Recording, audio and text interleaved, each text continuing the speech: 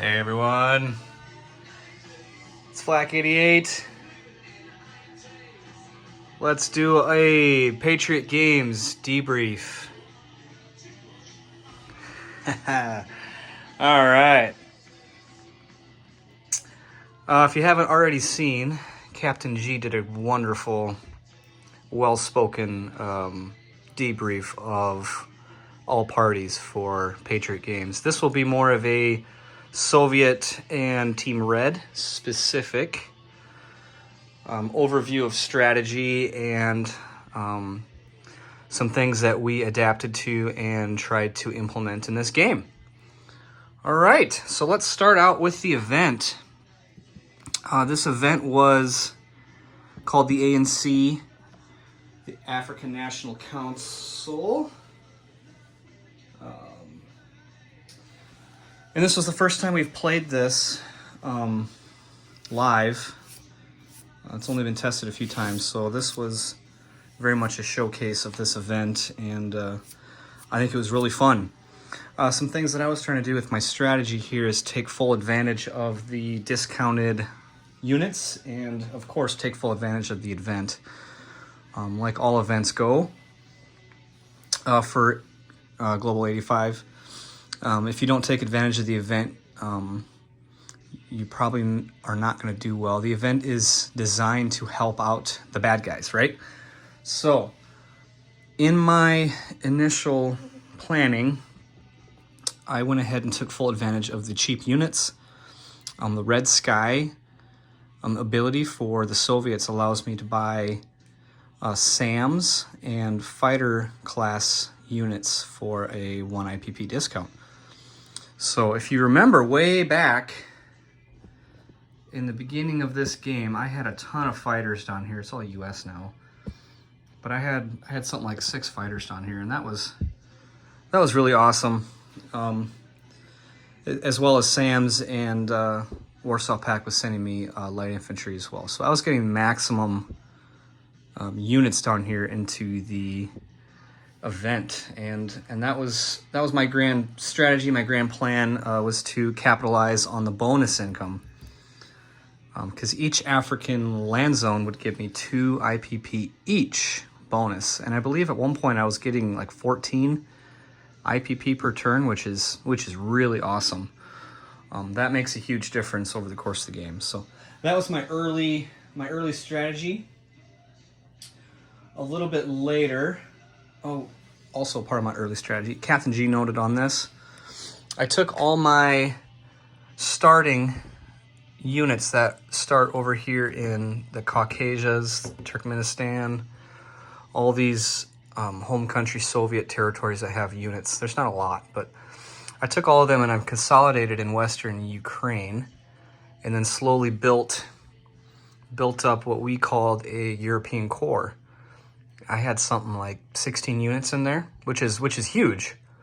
Which is huge to help hold the line here in Europe if things go poorly, which they somewhat did with the dice. But that ended up working out really well towards the end of the game. You can see I still have some remnants of that up here in Denmark and northern Germany.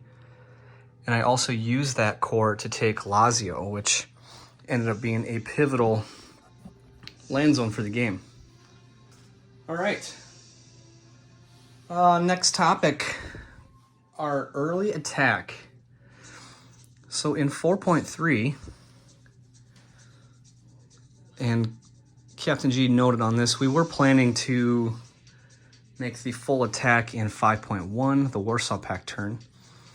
But due to the epic, absolutely epic missile attack by the U.S., Knights Templar had wonderful missile luck. I noted that the time to attack was now. There was strategic assets that were available to take in southwestern Africa as well as South Africa, and I also noticed all the tankers were easily takeable. I believe I took 7 tankers, 2 strategic bombers, which are 14 IPP apiece, and a naval fighter which had to retire. So I took full advantage of that in 4.3. So we kicked off the war, and I was one unit away from completely taking South Africa, and I would have consolidated the entire African corner down here had the dice went my way. But that one surviving, I believe it was a fighter, a U.S. fighter, ended up keeping U.S. control of South Africa, in which they built with their full income, and were able to overcome with above average dice, I may biasly add. Knights Templar did a really great job down here. He put the full might of the U.S. military power down into taking Angola. I mean, all these territories, all these bases, which are really awesome to have, are really strategic to have in this game. And he pushed all the way up. So around turn 5 and 6, I started to realize that the ANC event was a lost cause for the Soviets. If you may recall, I still did some buys, and that was something that Captain G and I talked about, was a fighting retreat. So if you remember, I took all my stuff and I just kept fighting north, which further delayed the U.S. focus and attention on Africa, which was part of my plan. So into turn 7, into turn 8, the U.S. had pushed all the way up here. And by turn 8, the victory point situation was pretty dire for the Soviets. The Soviets at that point had just lost Kenya, which was their last one IPP land zone, which had given me victory points. I had no oil territory. We stayed out of the Middle East for a good reason. The Middle East starts nuclear escalation. All these Saudi Arabia territories and Israel, Suez, they all aligned to the U.S. if we had gone into Iran and taken some of those oil territories here. So we ended up staying out of there, which was smart. But I didn't have a good opportunity to take Nigeria either, because there's still a ton of U.S. presence here in Southern Africa. So I kept the Nigeria option open for late game, which worked well, as well as the Morocco option, which I kept that open for late game as well. So turn 8, U.S. had 8 victory points to a Soviet 0, which looks bad. So I, at that point, had Marines and Airborne in Iceland with an amphibious assault ship. The U.S. had full attention down here in Africa and had left the entirety of the U.S. home country pretty undefended. It was pretty minimally defended. So, talking with Captain G, we decided that it was the right time to go ahead and push the escalation. So one of my ideas was early on was to take Canada. Let me swing around here. So the Soviets could have taken Quebec without pushing nuclear escalation. The key right here is this little tiny waterway. Quebec is not adjacent to northeastern U.S. where there is U.S. nuclear bases. If you have a land zone adjacent to a nuclear base, you basically give your opponent counter value or counter force nuclear release. I believe it's counter value. But I went ahead and went one step further. We went ahead and took Quebec, Ontario, and northeastern U.S. in one turn, which was awesome. It did 2 things.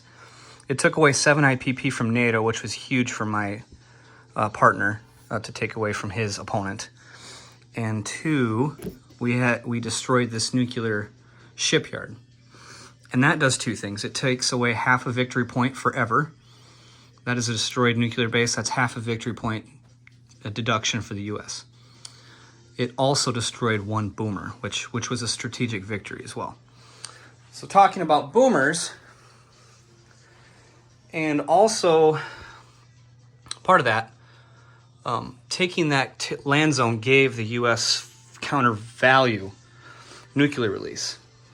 And we don't talk about this a ton in the game, but there are multiple stages of nuclear release. Counter value being the penultimate powerful level where you can target cities, you can target everything. At this point in turn 8, I had secured advanced SLBMs to go along with all my ICBMs. So I have and had at that time 5 very powerful missiles that I could target the U.S. with. So I was in a very strong strategic situation in turn 8, and taking away one of the 5 missiles away from the U.S. was a chance that I was going to take. So we destroyed that one boomer in turn 8.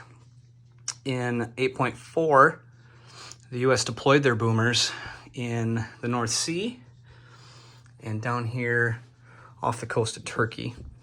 So I went ahead and capitalized on that as well, where I started hunting boomers.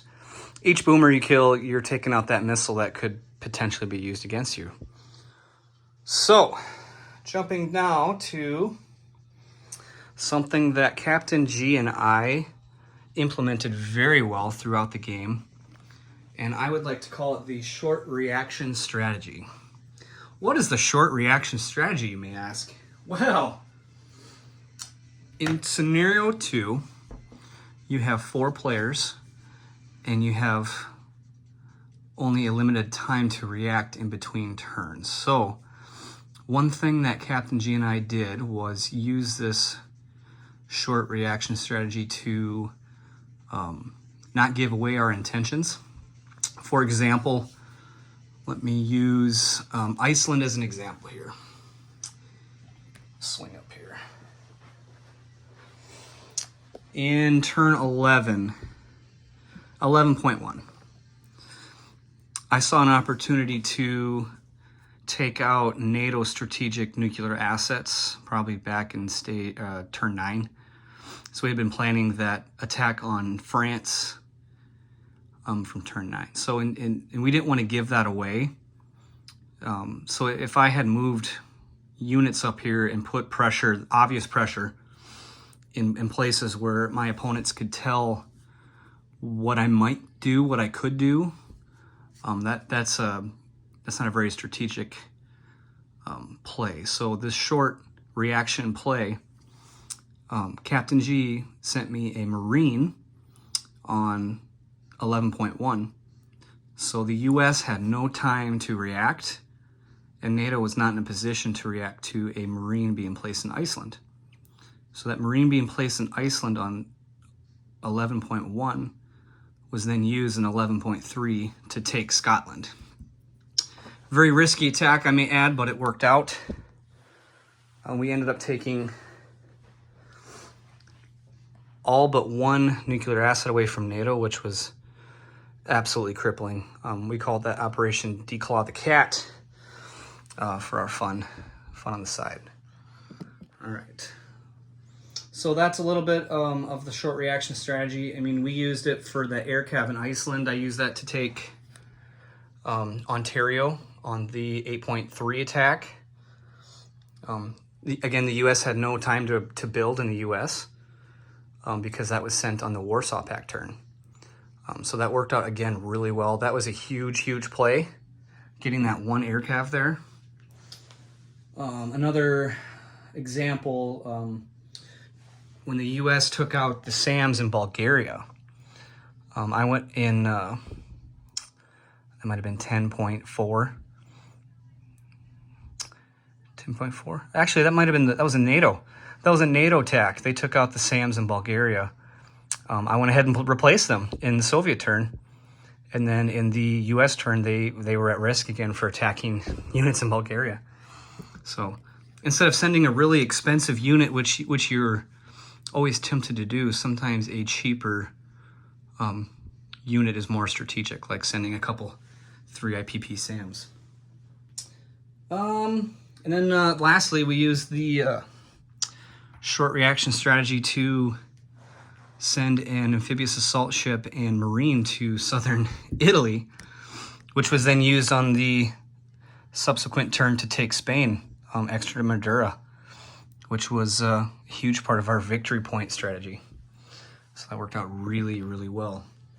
So 4 points of extreme usefulness for the short reaction strategy. All right. Whew.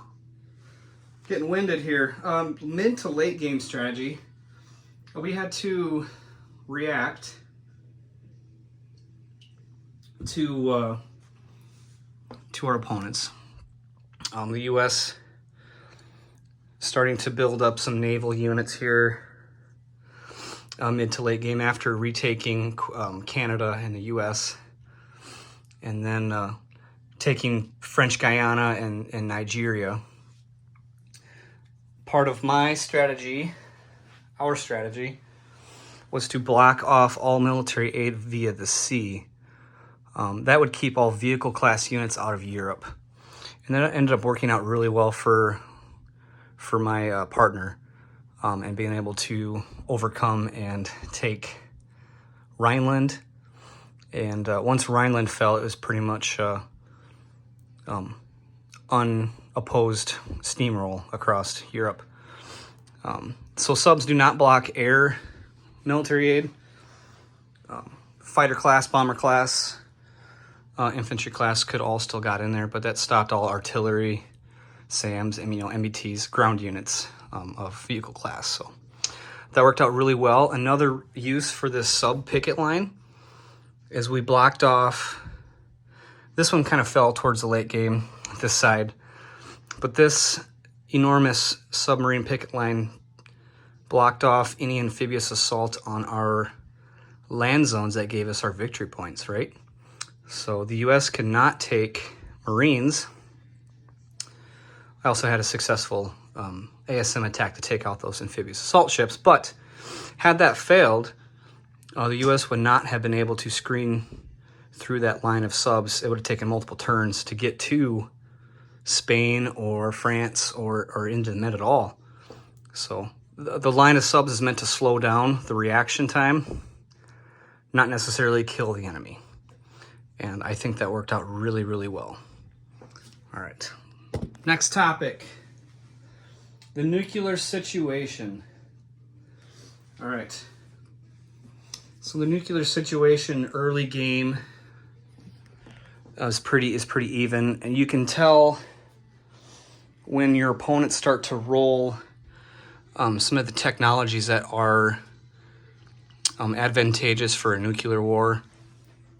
So AMD is obviously huge. That gives you missile defense in conventional and strategic nuclear attacks.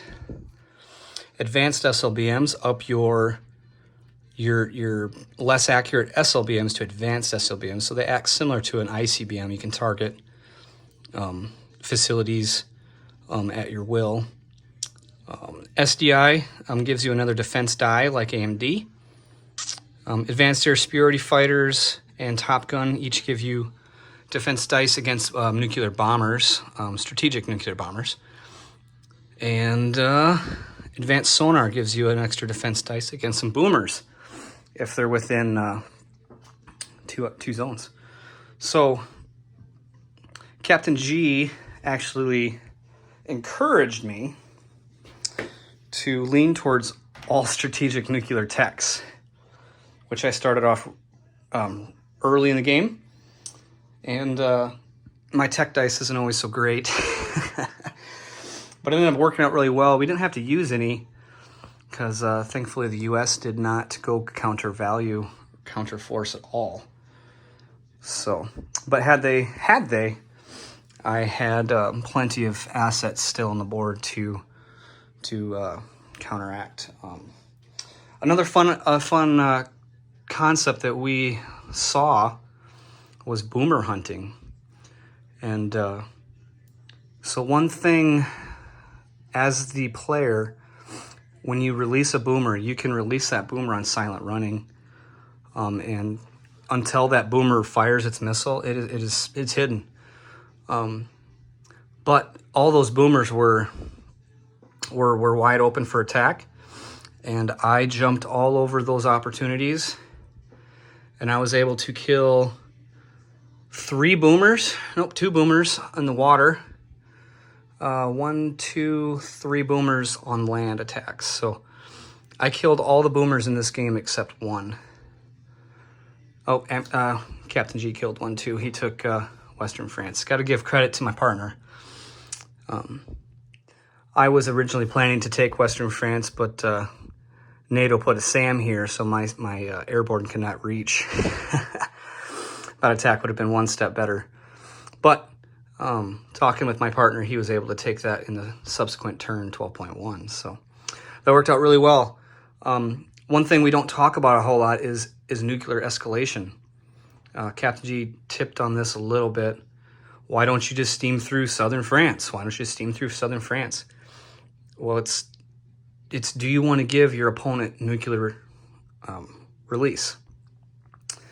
One of the reasons that Knights Templar did not give me nuclear release was because of the nuclear ASM threat.